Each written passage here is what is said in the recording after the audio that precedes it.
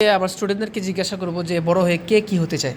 ঠিক আছে, প্রথমে বোনেরা বলবে। বোনেরা, তুমি কি হতে চাও আম্মু? ডাক্তার। তারপরে আব্দুল্লাহ, তুমি কি হতে চাও? পুলিশ। পুলিশ। তারপরে তুমি কি হতে চাও?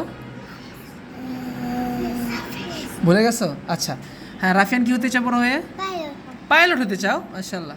তুমি কি হতে চাও আনাস? কাবা শরীফের ইমাম, মাশাআল্লাহ, আল্লাহ কবুল করো। তুমি কি হতে চাও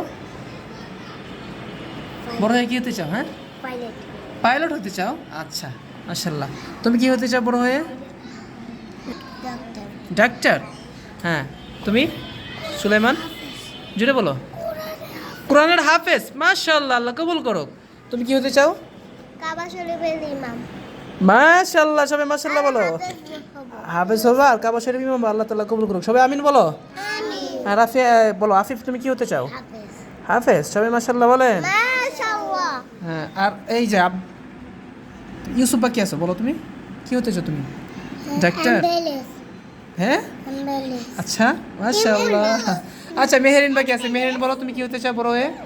হাফেজ। মাশাআল্লাহ, আল্লাহ সবাইকে কবুল করুক। হ্যাঁ, আমরা সবাই যারা ডাক্তার হবা, পাইলট যারা হবা, তারা তো পাইলট হবাই, পুলিশ হবা। তবে এর আগে আমাদের কি হতে হবে?